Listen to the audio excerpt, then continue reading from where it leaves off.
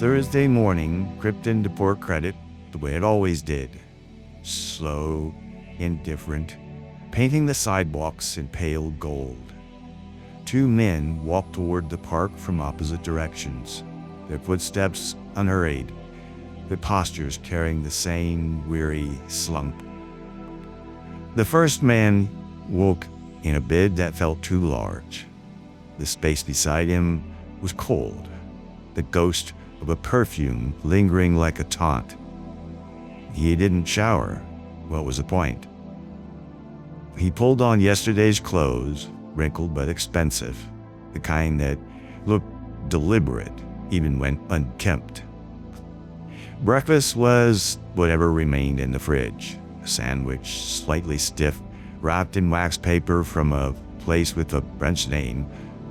He ate half of it without tasting it, tossed the rest, and left. The second man woke to the distant hum of a delivery truck. His bed was a nest of cardboard and old blankets, tucked behind a building that smelled of yeast and sugar. He scratched at his beard and grimaced at the grit under his nails. No shower, no razor, no mirror to judge him. Breakfast was a donut salvaged from a dumpster 2 days ago, the frosting cracked and stale. He devoured it in 3 bites, licked the sugar from his fingers, and set off toward the water. They reached the bench at the same time.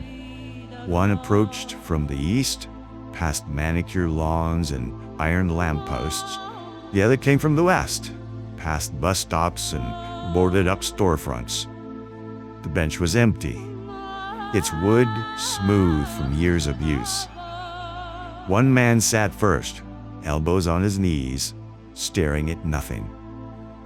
The other hesitated, then settled at the far end, leaving a careful gap between them. The lake stretched out ahead, dotted with sailboats. "Nice out here," one said, not looking at the other. "Yeah," the other replied. "Quiet." A breeze kicked up, carrying the scent of water and distant grills. One man shifted, dug into his pocket, and pulled out a joint.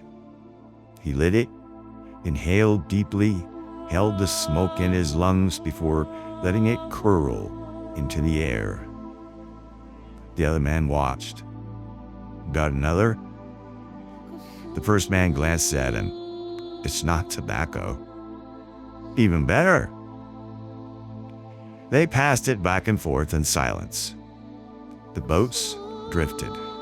The sun climbed higher. Eventually, one man stretched. "Should grab some food." The other nodded. "Same, yeah, same." They stood. The bus arrived with a sigh of hydraulics. They boarded it without speaking, paid their fares, took their seats on opposite sides. The bus rolled along Lakeshore, past cafes and condo towers, past pawn shops and payday lenders. At the stop near the grocery store, they both stood. The door opened. They stepped onto the sidewalk, squinting in the sunlight. One man turned left toward the bright, sprawling supermarket, its automatic doors whispering open for him. The other turned to the right, toward the squat building with the handwritten sign and the line already forming outside. Neither looked back. Hi, I'm Ydnar Hugh. The rich and homeless share surprising similarities. Both often avoid traditional physical labor, live outside conventional 9-to-5 structures, and rely on unconventional strategies to meet their needs, whether leveraging assets or surviving day to day. Both groups may reject societal norms, with the wealthy flouting rules through privilege and the homeless through necessity. They also depend heavily on networks, The rich on professional connections, the homeless on community support. And both faced public scrutiny, though with vastly different consequences. Yet the similarities end there. The rich thrive by mastering systems of money and power, turning knowledge into exponential gains, while the homeless often lack the same access or stability. They remain trapped in the economy that punishes the unlucky, the sick, or the marginalized. The result is a chasm between lives of abundance and mere survival, despite their parallel rejections of the grind. Then yesterday, I saw a news article about homeless encampments in Mississauga being a complex issue demanding compassionate solutions. I took my drone, and I found a blatant one to video it. As I stood in the nearby parking lot, I could smell the air reeking of stale smoke and wet cardboard. The maze of tents were hunched like mourners under Dundas Street's shadow, the distant laughter sounding more like coughs.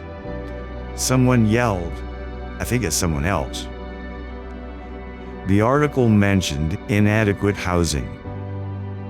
Then I went around Mississauga and took aerial videos of about 10 mansions, each with construction projects underway.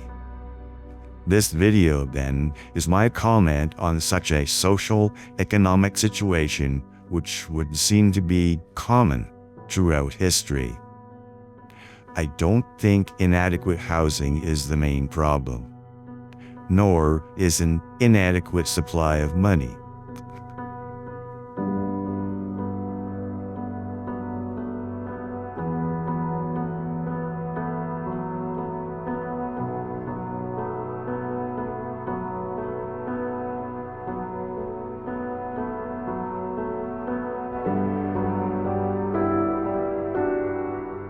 Look around.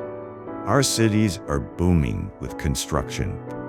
Towering mansions, luxury condos, high-end developments, yet tents line our streets. This isn't a housing shortage.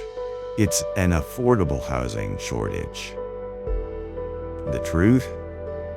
Many homeless people are struggling with addiction, mental illness, or a system that failed to integrate them. Some seem resigned to their life on the streets.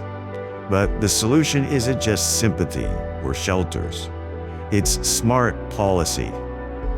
While developers chase profits, we need housing that real people can afford, not just affordable in name, actual low-income units, rent controls, and support for those who've fallen through the cracks. We have the space. We have the resources. What's missing is the political will to prioritize people over luxury. Let's be clear. No one wins when homelessness grows. It strains our hospitals, our safety, and our wallets. The answer? Build homes. Not just houses, and pair them with addiction treatment, mental health care, and real opportunities. The mansions will keep rising.